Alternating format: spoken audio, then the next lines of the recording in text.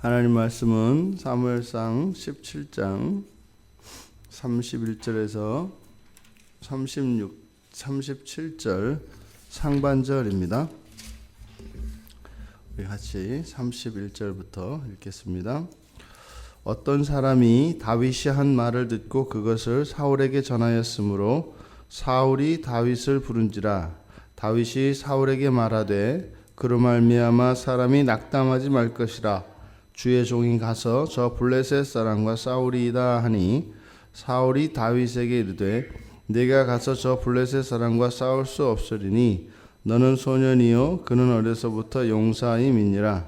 다윗이 사울에게 말하되 주의 종이 아버지의 양을 지킬 때에 사자나 곰이 와서 양떼에서 새끼를 물어가면 내가 따라가서 그것을 치고 그 입에서 새끼를 건져내었고 그것이 일어나 나를 해하고자 하면 내가 그 수염을 잡고 그것을 쳐 죽였나이다. 주의 종이 사자와 곰도 쳤은즉 살아계시는 하나님의 군대를 모욕한 이 할례받지 않은 블레셋 사람이리이까 그가 그 짐승의 하나와 같이 되리이다.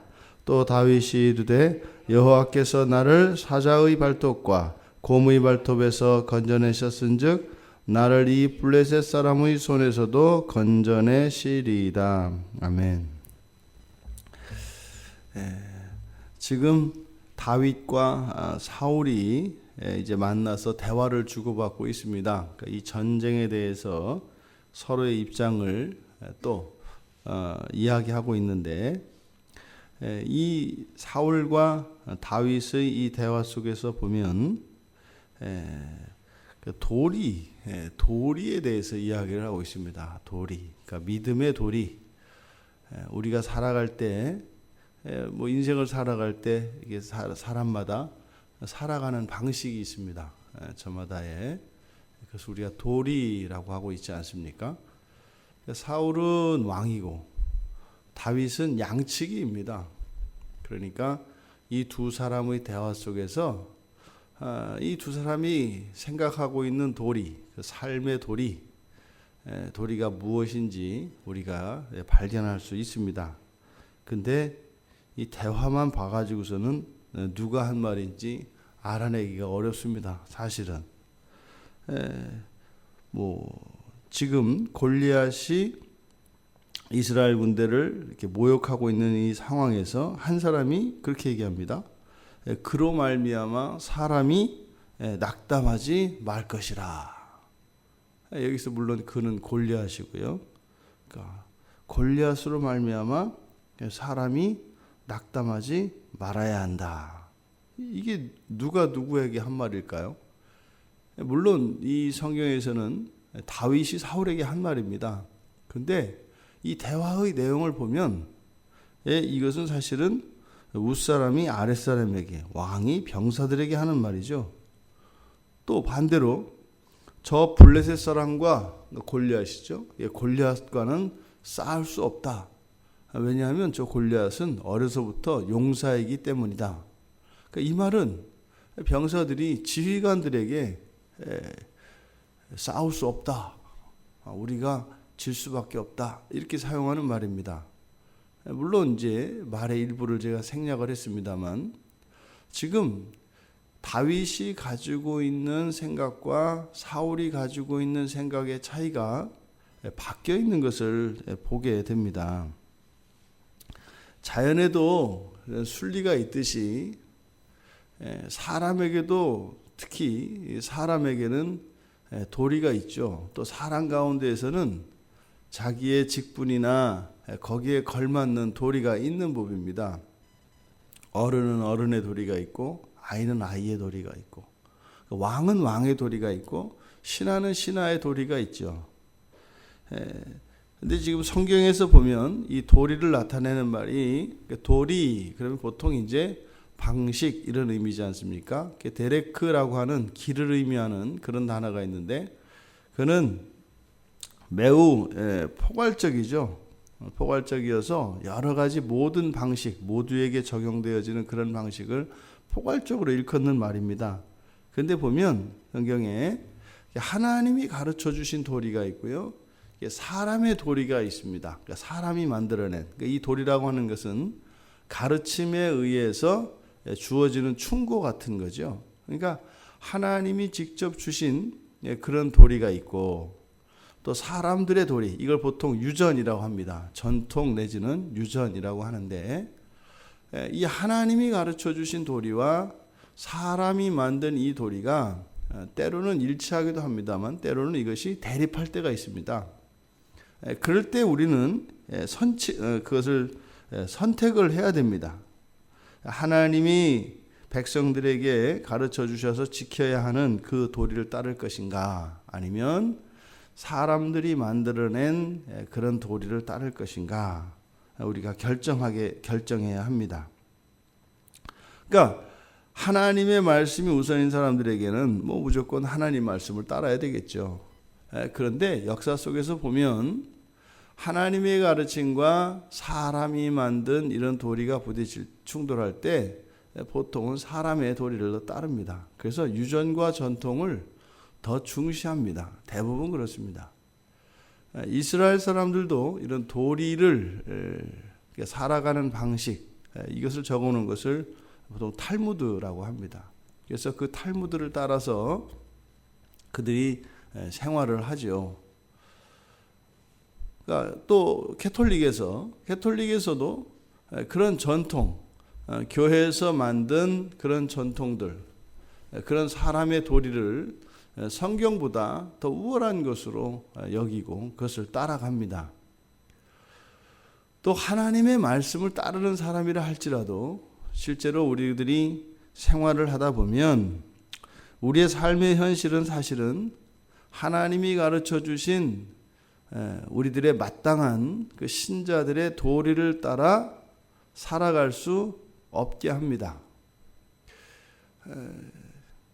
요즘에 제가 기독교인도 잘 모르는 기독교의 오해 50가지라고 하는 이제 책이 있어서 그 책을 이제 한번 쭉 넘겨봤는데 보면서 참 들었던 생각이, 도대체 이게 어디서부터 잘못된 것일까? 기독교가 너무 오래전부터, 그러니까 이스라엘 사람들이 가장 수치스럽게 생각하는 게 출애굽기 32장의 금송아지 사건이라고 했지 않습니까?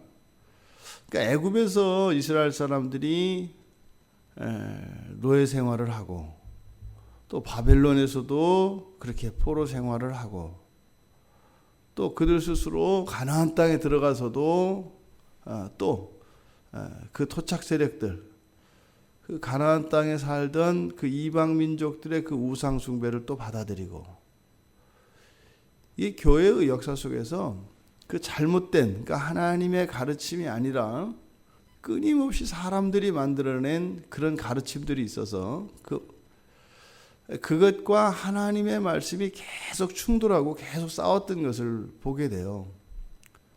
그러니까 우리들이 그냥 그런 거려니, 이게 기독교려니 하고 생각하는데 사실은 아닌 거죠. 그렇지 않은 것들이 많죠.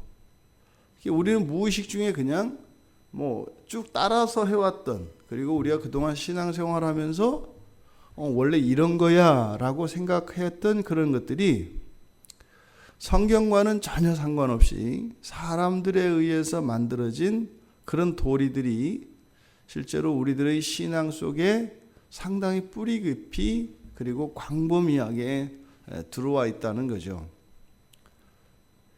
그래서 요즘에 올해가 이제 종교개혁 500주년 기념하는 해니까 제2의 종교개혁에 대해서 이야기들을 합니다. 그런데 제가 생각이 좀 바뀌게 된 것이, 보통 사람들이 다시 제2의 종교개혁이 일어나야 된다라고 이야기들을 많이 합니다. 근데 그 이야기의 논지들을 보면 그 종교개혁자들의 그 정신을 회복해야 한다. 글이 돌아가야 된다. 그거 틀린 말 아니죠. 잃어버렸던 그런 것 다시 되찾는 건 맞죠. 그런데 그것은 소극적인 의미에서 제2의 종교개혁이고, 보다 적극적인 의미에서 종교개혁은 그때 종교개혁자들이 사실은 개혁하지 못했던 부분들, 그것을 다시 제2의 종교개혁에서는 그것을 넘어서는, 그러니까 종교개혁자들이 하지 못했던 그 한계를 뛰어넘는 게 제2의 종교개혁이겠구나. 자칫 잘못하면 그 과거라고 하는 우상에 빠져서 마치 그때 당시에 종교개혁자들이 외쳤던 그것이 마치 성경의 모든 것인 양, 그렇지 않죠? 전에도 말씀을 드렸죠. 유대인을 학살했던 그 히틀러가 명분 삼았던 게 루터란 말이에요.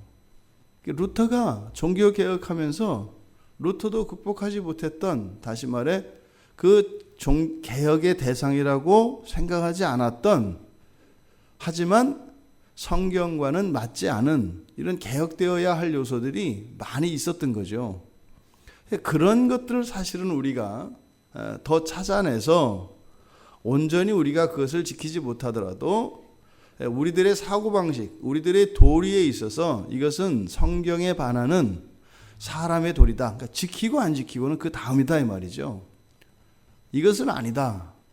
그래서 루터가 하지 못했던 그 이상을 넘어서는 것이 제2의 종교개혁이다. 그런 생각을 하게 됐습니다.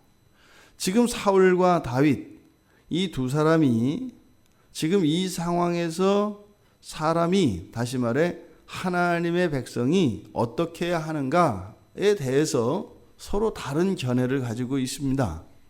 다윗은 어떻게 해야 된다는 거예요? 가야 된다는 겁니다. 가서 싸워야 된다는 겁니다. 죽을지라도 가서 그렇게 이스라엘을 모독하는 골리앗을 계속 저렇게 내버려 둘 수는 없다는 거죠. 사울은요, 안 된다는 겁니다. 왜요? 이길 수 없는 싸움에서는 하면 안 된다는 거죠. 이 둘 사이에서 우리들은 과연 어떻게 하는 것이 옳겠는가? 우리 인생 안에 이런 일들이 일어납니다.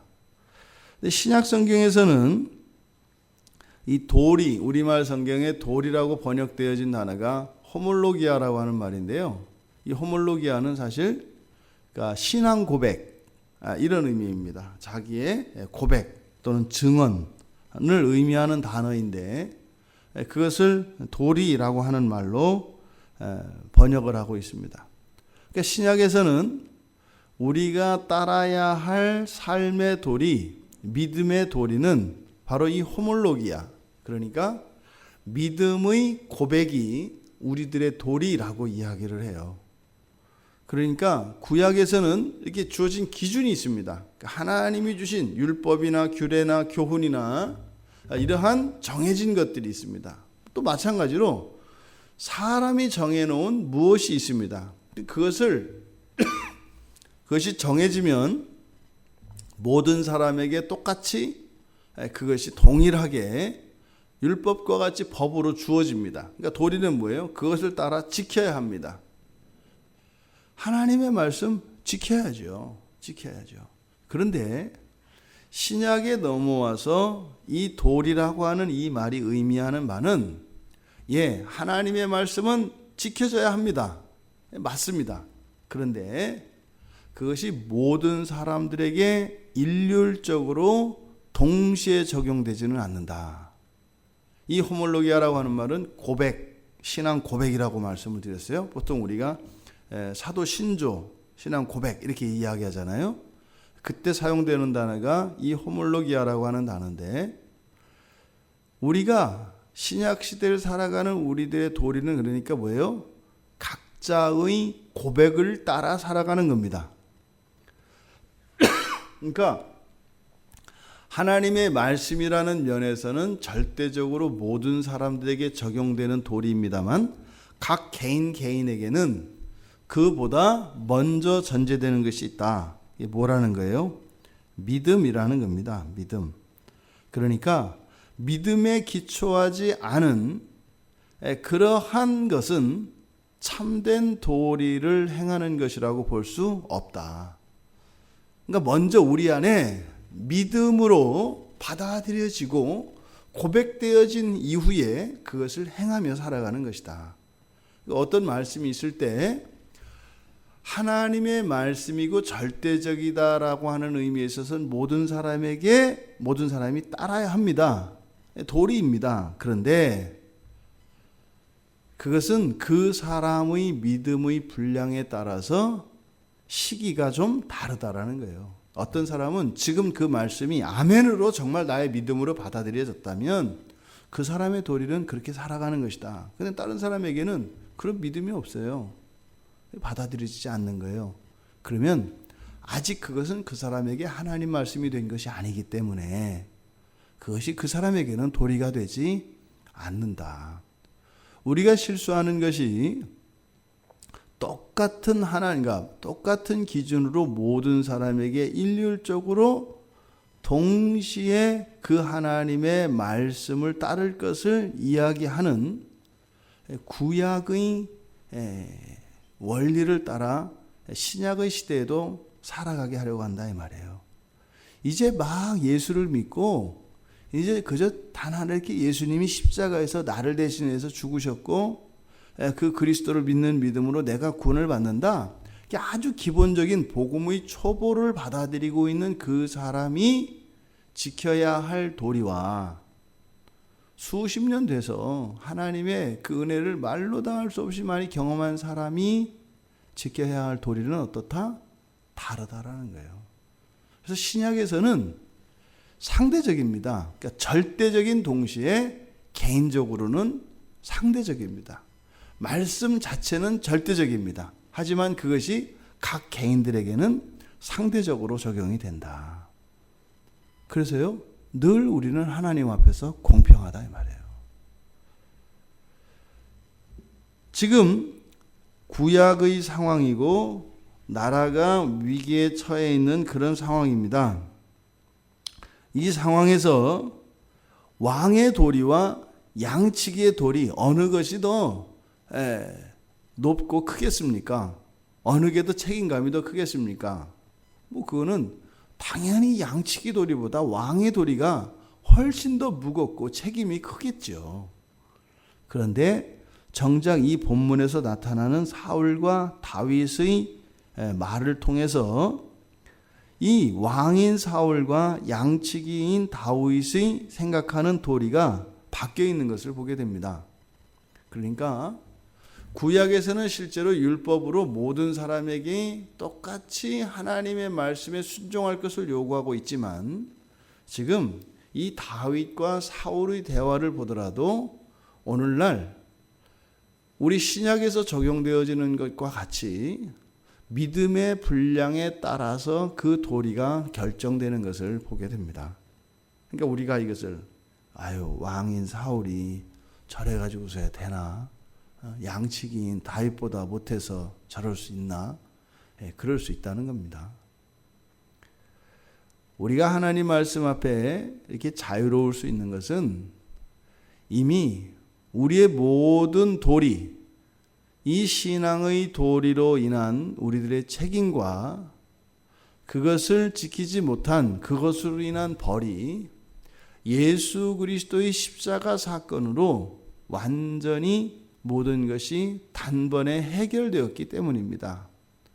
그러니까 우리에게 남겨진 도리라고 하는 것은 책임과 의무로서가 아니라 우리들의 존재의 완성, 우리들의 본성이 예수 그리스도를 닮아가는 그 일이기 때문에 이것이 일방적으로 모든 사람들에게 똑같이 주어지는 것은 아니다라는 것입니다. 그래서 그리스도의 십자가가 우리로 하여금 자유롭게 합니다. 우리가 지체들 간의 판단을 조심해야 되는 것이 바로 이런 부분이지요. 내가 기준이 되어서는 안 됩니다. 우리가 기준이 되어서는 안 됩니다. 또 우리 시대가 기준이 되어서는 안 됩니다. 오늘날 우리나라에서는 이렇게 막 이단이라고 하는 이런 내용들 30년, 40년 전에는 그게 우리나라에서 정통이었고 대세였습니다. 또 과거에는 이단이라고 했던 것이 오늘날은 정통 교단이 돼가지고 그렇게 있습니다. 그러니까 무엇을 지난번에도 말씀드렸던 것처럼 어떤 기준을 정해놓고 그것을 천편일률적으로 절대화하려고 하는 그 자체가 사실은 모순 속에서 갈등을 겪게 됩니다.